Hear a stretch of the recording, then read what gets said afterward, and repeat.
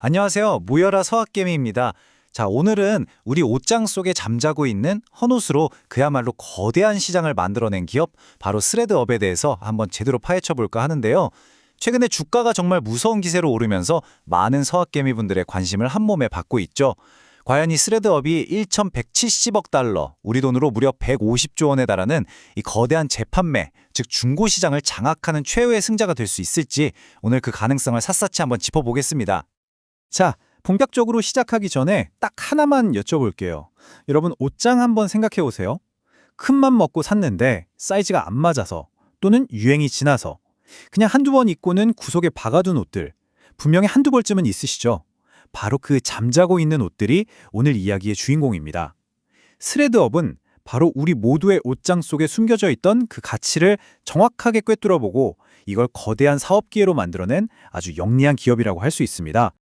와, 이 숫자 보이시나요? 1170억 달러. 이게 뭐냐면요. 스레드업이 예측한 2025년 전 세계 중고 의류 시장의 규모입니다.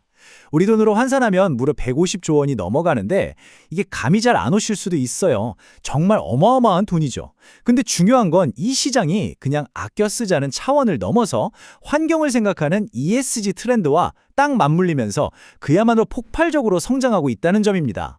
스레드업은 바로 이 거대한 파도에 가장 먼저 올라타서 시장을 이끌고 있는 선두주자인 셈이죠. 아니 그러면 대체 스레드업은 뭘로 어떻게 돈을 버는 회사길래 이렇게 시장이 주목하는 걸까요? 이 회사의 주가, 미래를 보려면요. 먼저 이 회사가 어떻게 돌아가는지 그 핵심 엔진부터 제대로 알아야 합니다. 지금부터 차근차근 설명해 드릴게요. 핵심은 진짜 간단해요. 바로 온라인 위탁 판매라는 건데요. 그러니까 판매자가 그냥 안 입는 옷을 상자에 담아서 보내기만 하면 스레드업이 진짜 귀찮은 일들을 다 해주는 거예요. 옷 상태 확인하고 사진 예쁘게 찍고 적당한 가격 매기고 팔리면 배송까지. 이 모든 걸 대신해주고 판매가의 20에서 40% 정도를 수수료로 가져가는 구조입니다. 근데 진짜 놀라운 건 그 규모예요. 관리하는 옷이 3,500만 개가 넘는데요. 이걸 사람이 어떻게 다 하겠어요, 그쵸? 그래서 여기서 바로 스레드업의 비밀병기, AI, 즉 인공지능이 등장합니다. AI가 옷을 분류하고 가격을 매기고 또 사람들한테 맞춤 추천까지 해주면서 이 모든 과정을 효율적으로 처리하는 거죠. 현재 무려 170만 명의 구매자들이 이 거대한 온라인 옷장을 이용하고 있습니다. 근데 여러분, 스레드업의 진짜 무서운 점은 여기서 끝이 아니라는 겁니다. 개인들한테 옷 받아서 파는 걸 넘어서요. 이 회사에 진짜 비장의 무기가 있거든요. 바로 RAAS라고 불리는 모델입니다. 서비스형 재판매라는 건데요. 이게 뭐냐면 예를 들어 갭이나 리바이스 같은 엄청 큰 브랜드들 있잖아요.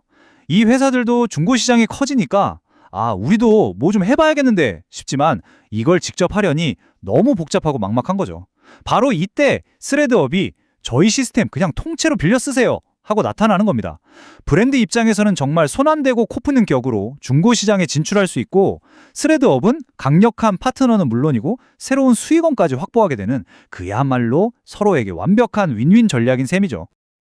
자, 이 흐름을 한번 쭉 따라가 보면 이게 얼마나 편한 시스템인지 바로 감이 오실 거예요. 자, 제가 만약 판매자라고 상상해 볼게요. 먼저 제가 안 입는 옷들을 박스에 그냥 담아서 보내요. 그럼 끝이에요, 제 할 일은. 그럼 스레드업이 이걸 받아서 하나하나 검수하고 사진도 무슨 쇼핑몰 모델처럼 예쁘게 찍어서 사이트에 싹 올려주죠. 그럼 이제 전 세계 구매자들이 제 옷을 보고 이거 괜찮네? 하고 구매를 합니다. 그러면 스레드업이 알아서 포장해서 배송까지 싹 마치고요. 마지막으로 제게 판매 대금에서 수수료를 뺀 돈을 입금해 주는 거죠. 판매자 입장에서는 진짜 손 하나 까딱 안 하고 돈을 버는 거니까 이보다 더 편할 수가 없겠죠? 자, 지금까지 사업 모델 들어보니까 어떠세요? 굉장히 흥미롭죠? 이거 돈 좀 되겠는데? 싶으실 거예요. 근데 말이죠. 아이디어만 좋다고 다 아니잖아요.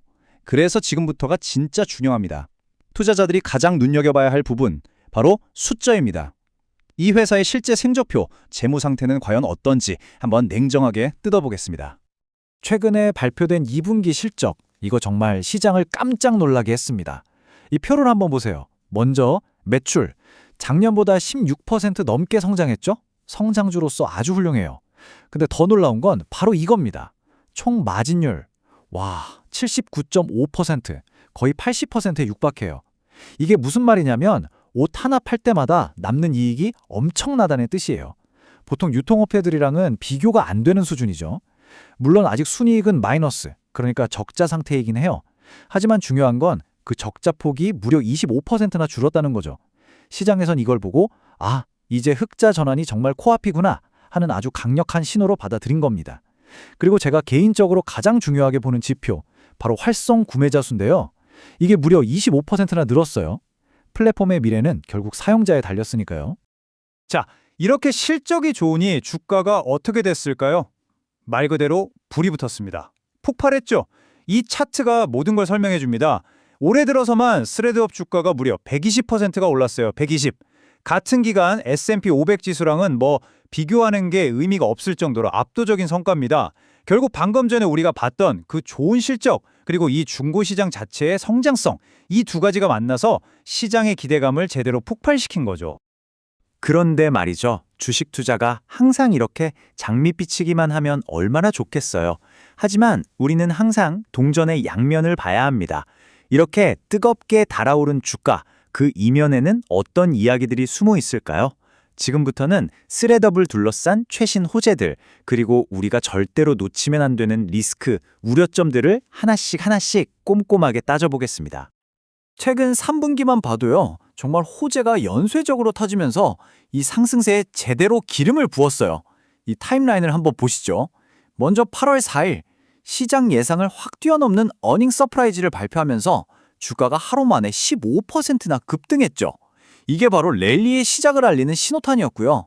그리고 9월 초에는 보고서를 하나 냈는데 우리 시장이 앞으로 이렇게나 더 커질 겁니다 하고 시장의 잠재력을 다시 한번 제대로 보여줬어요. 그리고 활용정정 9월 22일에는 아예 우리는 재판매 혁명을 이끌 겁니다 라는 슬로건을 내걸고 브랜드 전체를 싹 리뉴얼했어요. 이건 시장에다 대고 우리가 이 시장의 주인이다 라고 선포한 거나 마찬가지죠. 하지만 빛이 강하면 그림자도 지쳐지는 법이죠. 이런 소비자 불만, 이게 바로 스레드업이 가진 가장 큰 아킬레스건 중 하나입니다. 한번 보세요. 제 물건을 받은 적이 없다고 하네요. 이거 완전 도둑질 아닌가요? 9월 28일에 SNS에 올라온 한 판매자의 실제 글이에요. 이게 그냥 실수 한번 했네 하고 넘어갈 문제가 아닙니다. 생각해 보세요.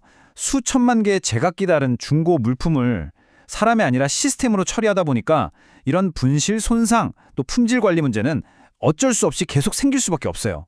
이게 바로 스레드업이 성장하면서 계속 안고 가야 할 아주 근본적인 리스크인 거죠. 그리고 어쩌면 이 회사의 가장 치명적인 위협이 될 수도 있는 것, 바로 경쟁입니다. 물론 스레드업이 지금까지 쌓아온 게 있죠. 엄청난 양의 재고, 효율적인 AI 시스템, 그리고 유명 브랜드들과의 파트너십. 이걸 해자, 즉 성을 지키는 강이라고 부르잖아요. 근데 문제는 말이죠. 이 중고 시장이 너무 돈이 되다 보니까 아마존이나 쉬인 같은 공룡들이 이걸 가만히 보고만 있겠냐는 거예요. 절대 아니죠. 이 거인들이 막강한 자본력과 이미 갖춰진 물류망을 들고 우리도 할래 하고 본격적으로 뛰어드는 순간 지금과는 정말 차원이 다른 피 튀기는 전쟁이 시작될 수밖에 없습니다. 자, 지금까지 스레드업의 밝은 면과 어두운 면을 모두 살펴봤습니다. 성장 스토리, 그리고 위험 요인, 이제 이 조각들을 다 모아서 우리 투자자 입장에서 큰 그림을 그려볼 시간입니다. 그래서 사라는 거냐, 말라는 거냐, 그쵸? 지금부터 투자자 관점에서 우리가 반드시 체크해야 할 핵심 포인트들만 딱딱 짚어서 정리해드리겠습니다. 먼저, 스레드업의 긍정적인 불 케이스입니다. 왜 이 주식을 사야 하는가? 첫째, 이건 그냥 단순한 유행이 아니에요. 거스릴 수 없는 시대의 흐름, 바로 ESG와 지속가능한 패션이라는 거대한 파도에 가장 앞에서 서핑을 하고 있는 기업이라는 점, 이게 가장 강력하죠. 둘째, 그냥 좋을 것이다가 아니라 이미 숫자로 증명하고 있잖아요. 강력한 매출 성장, 활성 구매자 증가. 셋째, AI를 통해서 계속해서 똑똑해지고 운영 효율성을 20%나 개선하는 등 효율적으로 변하고 있다는 점. 넷째, 아까도 말씀드렸지만 80%에 육박하는 이 미친 마진율. 이건 엄청난 수익 잠재력을 보여주는 거고요. 마지막으로 우리만 좋게 보는 게 아니에요. 월가의 전문가들도 이거 35%는 더 간다 라고 보고 있습니다. 한마디로 정리하면 압도적인 트렌드를 이끄는 1등 주자의 올라타자는 논리입니다.